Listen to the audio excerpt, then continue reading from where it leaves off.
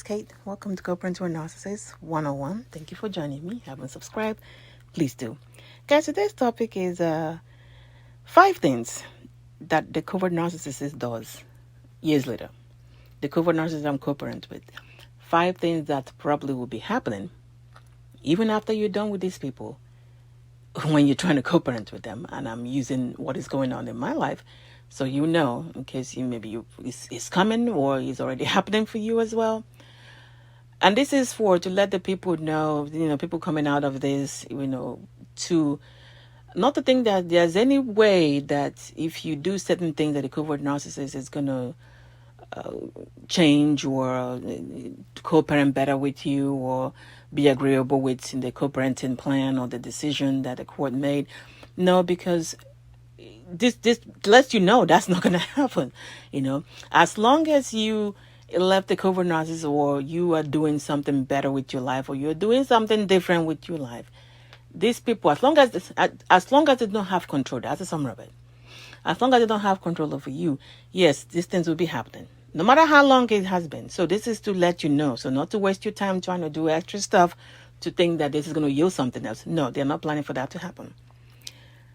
One of them, guys, of course, for me, is trying to set you up. You guys, I mentioned this last year with the COVID and COVID narcissist calling the school that I let my kids show up after he already brought my kids over to his house to make sure that they get it from him. And then he called the school to let them know that I sent my children over there. This is a person that one of the kids have asthma. He didn't care because he's so focused on trying to set me up with the school. I guess he thought when the school calls me, then they're going to put me on TV or something. And then look at this horrible woman. Look at what she did. But forgetting the fact that he took his children, brought them over knowingly. He knew he had it. Brought them over. Even to the point where he kissed my daughter on the cheek at some point, which is, his daughter has asthma. It didn't matter. This was all, your target is always you. Number 2, guys, is they'll still try to prevent the kids from having access to you. Right now, we're doing where he doesn't provide a phone for them to call me, so they don't call me. Most recently, last weekend, now he figured to email me. So now he's telling them how he's telling my sons, you guys will do this because I'm gonna, turn the Wi-Fi back on. I say, wait, what? My son was emailing me like, Mom, in case you don't hear back from me again, he's talking about he's controlling the Wi-Fi. I said, wait, what now? But these people would try anything, right? They wouldn't do anything. Number 3, guys, is like they are still not present for the school activities, for the children's school activities or whatever it is that relate to the kids and school and all that stuff. But they'll be doing this show.